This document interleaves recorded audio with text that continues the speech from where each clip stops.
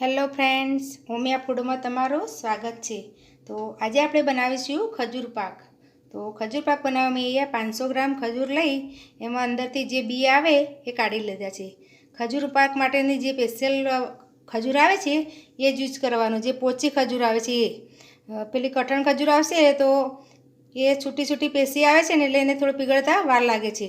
એટલે આપણે આ રીતે જે સ્પેશિયલ ખજૂર પાકની ખજૂર આવે છે કાળી, એ જ આપણે ઉપયોગ કરવાનો। તો મેં 500 ગ્રામ ખજૂરને આ રીતે તૈયાર કરી લીધી છે। હવે આપણે એને શેકીશું।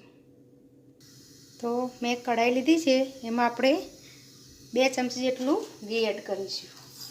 દેશી ઘી છે, આપણે 2 ચમચી એડ કરીશું।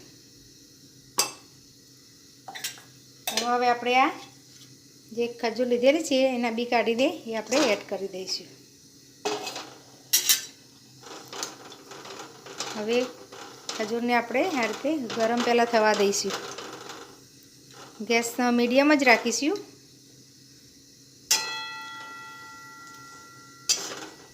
આ રીતે આપણે પ્રેસ કરતા જવાનું, એટલે આપણી ખજૂર ફટાફટ મેલ્ટ થઈ જશે।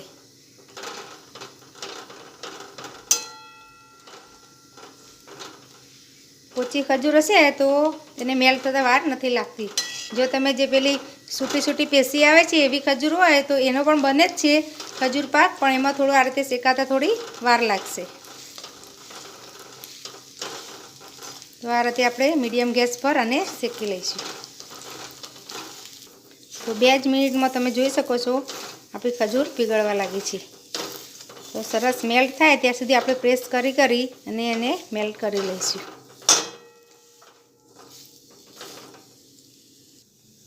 તો હજી તો 4 જ મિનિટ થઈ છે અને તમે જોઈ શકો છો આપણી ખજૂર બધી મેલ્ટ થઈ ગઈ છે અને એક રીતે આ રીતે એક લોહો થાય એટલું તૈયાર થઈ ગઈ છે। તો હવે આપણે ગેસ બંધ કરી દઈશું અને આગળની પ્રોસેસ આપણે કરીશું। તો મેં ખજૂરને જે પીગાળેલી એમાંથી આ રીતનો એક મોટો લોહો લઈ અને આ રીતે પ્લાસ્ટિક પર તેલ લગાવી અને મૂકીને એને વણી લઈશું। ઉપર બીજું આ રીતે પ્લાસ્ટિક મૂકી દઈશું અને એને આપણે થોડું પતલું વણી લઈશું।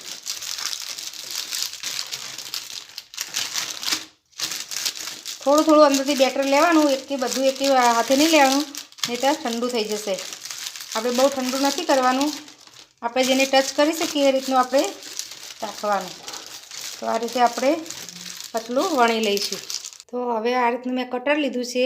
આપણો જે આ બિસ્કિટ છે એ સાઈઝનું આપણે કટર લેવાનું। કટર ના હોય તો કોઈ નાની વાટકી એનાથી મોટી સાઈઝની હોય તો પણ ચાલે। તો એનાથી આપણે કટ કરી લઈશું।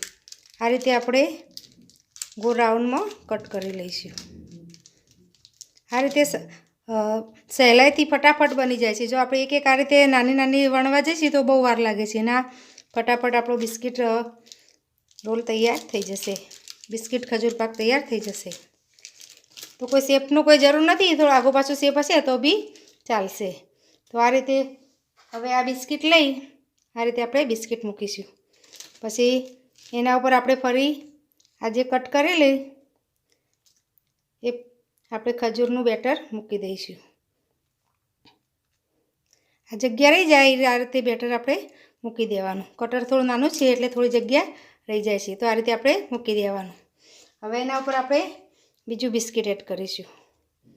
હવે એના પર પણ આપણે આ રીતે જ બિસ્કિટના ઉપર આ ખજૂર આપણે મૂકી દઈશું। વધારાનો ભાગ હોય એ આ સાઈડે વાળી લેવાનો ને જે જગ્યા રહી જાય ત્યાં પાસે આપણે આ રીતે ટુકડો લઈ અને બનાવી લઈશું। આપણે 3 બિસ્કિટનું બનાવીશું, તમે 2 બિસ્કિટનું પણ બનાવી શકો। હવે આપણે ત્રીજું બિસ્કિટ મૂકીશું। હવે એના પર પણ આપણે એ રીતે જ મૂકી દઈશું અને વધારાનો ભાગ હોય એ સાઈડોમાં આપણે લઈ લઈશું। હવે બીજો ભાગ એમાંથી લઈ જે સાઈડનો ભાગ હોય આ રીતે આપણે સાઈડ પેક કરી દઈશું। તો આ રીતે ચારે બાજુ આપણે સાઈડ પેક કરી લઈશું।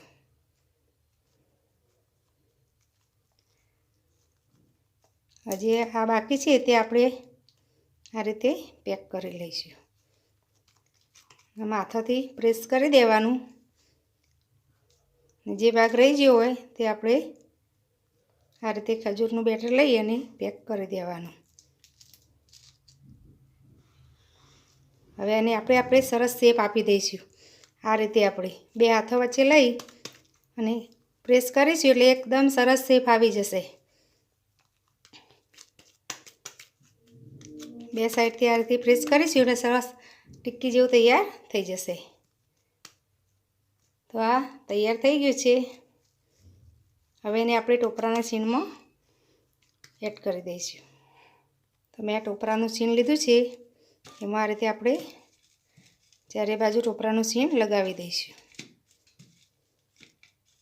આ રીતે હું બધા બિસ્કિટ રોલ બનાવીને તૈયાર કરી દઈશ. તો આપણા ખજૂર બિસ્કિટ પાક તૈયાર છે. તો 500માંથી તમે જોઈ શકો 3 બિસ્કિટવાળા અને એક આ 2 બિસ્કિટવાળા આવી રીતના રોલ તૈયાર થાય છે. તમે જો વધારે ખજૂરનું બેટર વધારે થોડું લગાડો તો 5 જ થાય, અને જો માપનું મીડિયમ પૂરી જેટલો રાખશે ને તો આ રીતના 5 મોટા અને 1-2 બિસ્કિટવાળા તૈયાર થશે. હવે આપણે એને કટ કરીશું. આ રીતે આપણે પ્લેટમાં લઈને સરળતાથી કપાઈ જ જાય છે. વચ્ચે સરી મૂકી અને આ રીતે આપણે પ્રેસ રાખવાનું, ઉપર હાથ રાખી અને આપણે કટ કરી લઈશું. હવે એ રીતે આપણે આમ પણ કટ કરી લઈશું. હાથથી પ્રેસ કરી રાખવાનું એટલે આપણે બિસ્કિટ છૂટા ના પડી જાય.